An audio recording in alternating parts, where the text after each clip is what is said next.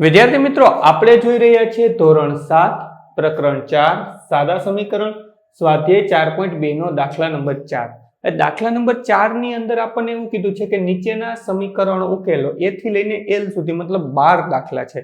Board ઉપર 4 જ તમે જોઈ શકો છો. બાકીના 8 દાખલા પણ આપણે આ જ વિડીયોમાં ગણવાના છે, એટલે વિડીયો થોડો લાંબો થશે. હવે આમાં કરવાનું શું છે તો કે 4.2 નો આપણે પહેલો, બીજો અને ત્રીજો જે દાખલો ગણ્યો ને, પહેલામાં આપણે સરવાળા બાદબાકીના નિયમ યુઝ કર્યા, બીજામાં ગુણાકાર ભાગાકારના કર્યા, ત્રીજા દાખલામાં મિક્સ કર્યા, પણ આપણે એને સ્ટેપ પણ લખવા પડ્યા હતા કે આને હું ડાબાથી જબા લઈ જાઉં છું, આને આમ કરું છું, તેમ કરું છું. આમાં એવું કંઈ કરવાનું નથી.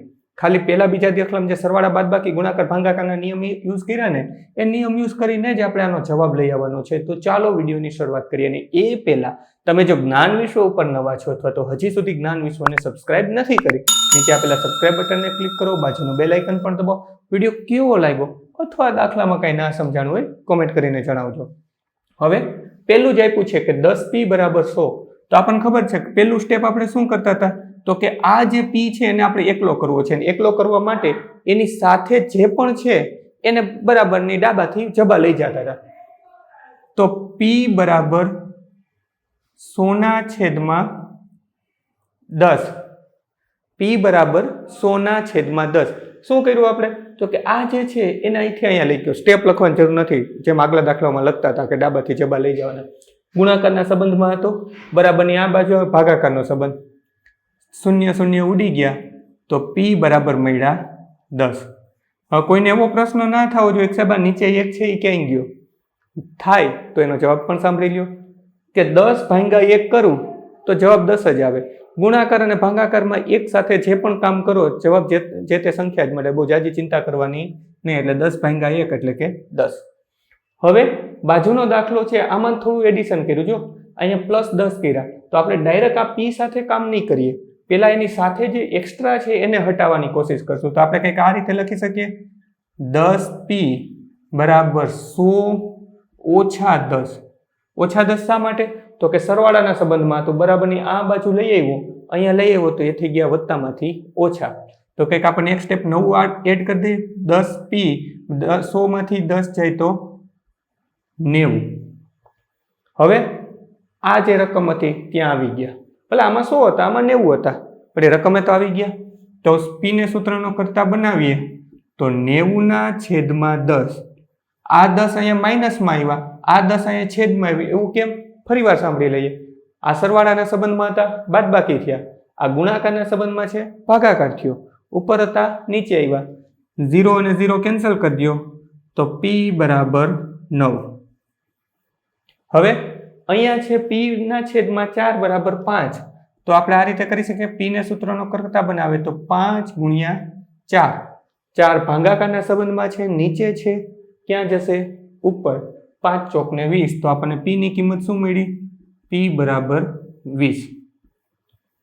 હવે અહીંયા આવીએ, અહીંયા ઋણ p આપ્યા છે તો આપણે લખીએ ઋણ p બરાબર 5 × 3. 3 ઉપર કેમ ગયા તો કે નીચે હતા, ભાગાકારના સંબંધમાં ગુણાકારના સંબંધમાં ગયા. તો તેથી ઋણ p બરાબર 5 તેરીને 15. તો તેથી p બરાબર ઋણ 15. હવે ઘણાને આ નહીં સમજાણું હોય કે આ મેં શું કર્યું કે આ ઋણની નિશાની અહીંયાથી કાઢી અને અહીંયા શું કામે જવા દીધી. તો જો એને એક્સ્ટ્રા સ્ટેપમાં સમજી લઈએ. આ p બરાબર 15 હતા, p બરાબર 15 હતા, સોરી +15 હતા. તો બંને બાજુ ઋણ એક સાથે મેં ગુણી નાખ્યા. બંને બાજુ ઋણ એક સાથે ગુણ્યા તો p × 1 એટલે કે p ઓછા ગુણ્યા ઓછા તો થઈ ગયા વત્તા, લખવાની જરૂર નથી. આ બાજુ શું થયું તો કે 15 × 15 વત્તા ગુણ્યા ઓછા એટલે કે ઓછા.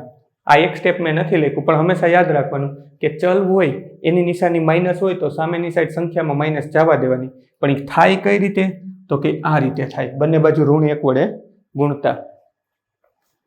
તો આને આપણે ઇરેઝ કરી દઈએ. વિડીયોને પોઝ કરી 4 પેટા દાખલા તમારી નોંધપોથી ઉતારી લ્યો, ત્યાર પછી વિડીયો ચાલુ રહેવા દેજો, કારણ કે બીજા હજી 8 દાખલા આપણે આ જ વિડીયોમાં ગણવાના છે. વિદ્યાર્થી મિત્રો, a થી d જોયા બાદ E, F, G અને H જોઈએ, અને ત્યાર પછી હજી બીજા 4 દાખલા બચશે. તો સૌપ્રથમ આમાં શું કરીએ તો કે આ 3p ને એકલા કરીએ. પહેલા તો આપણે p જ ગોતવો છે પણ આખો p ડાયરેક્ટ તો નહીં મળે, તો 3p ને એકલા કરીએ. આ 4 છે એને બરાબરની પેલી બાજુ જવા દઈએ તો કંઈક આવું થશે 3p બરાબર 6 ગુણ્યા 4. શા માટે એવું થયું તો કે નીચે ભાગાકારના સંબંધમાં હતા, ડાબાથી જબા જાય તો ગુણાકારનો સંબંધ. તો તેથી 3p બરાબર 6 ચોક ને 24. તો તેથી p બરાબર 24/3. 24/3 શા માટે થયા? ગુણાકારનો સંબંધ, બરાબરની આ બાજુ આવે તો ભાગાકારનો સંબંધ. અહીંયા ભાગાકારનો સંબંધ, બરાબરની પેલી બાજુ આવે તો ગુણાકારનો. કે 8 તેરી ને 24. તો 3 અને 3 ઉડી ગયા તો p બરાબર આપણને મળ્યા 8. ત્યાર પછી અહીંયા 3s બરાબર -9 છે. તો આપણે અહીંયા તો આની ભેગું કંઈ છે જ નહીં, તો આપણે ડાયરેક્ટ s ને જ એકલો કરી લઈએ.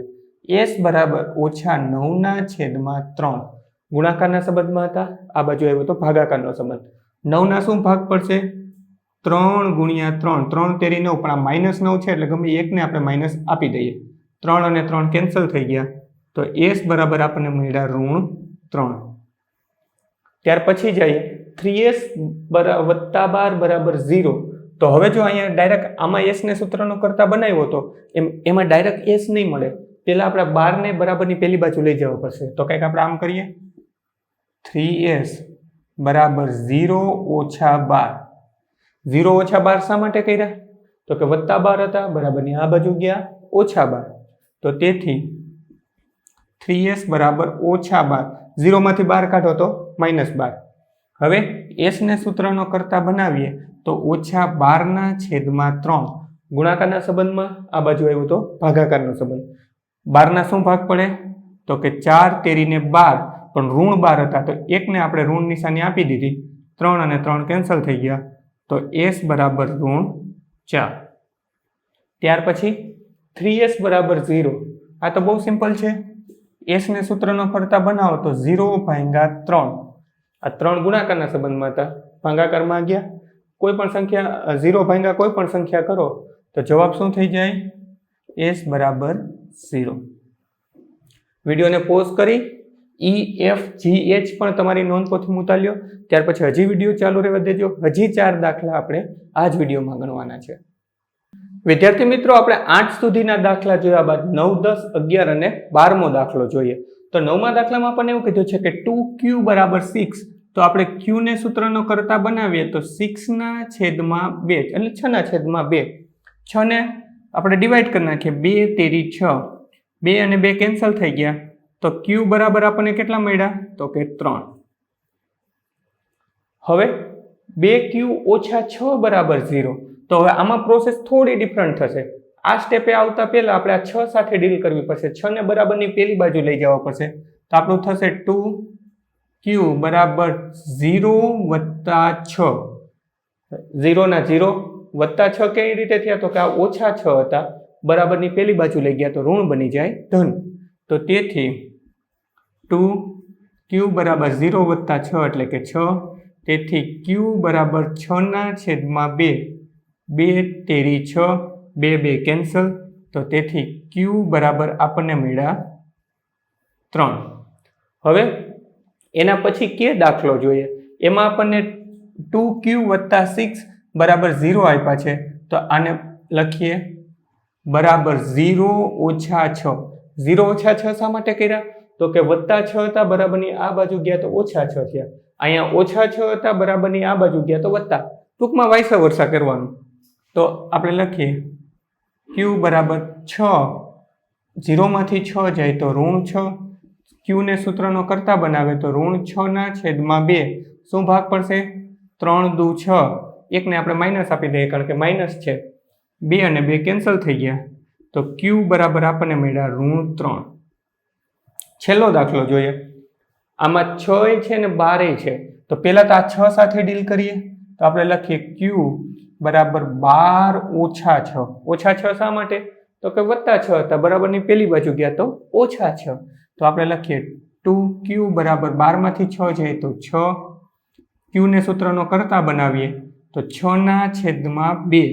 2 શા માટે? તો કે ગુણાકારના સંબંધમાં હતા, આ બાજુ આવ્યો તો ભાગાકારના સંબંધમાં.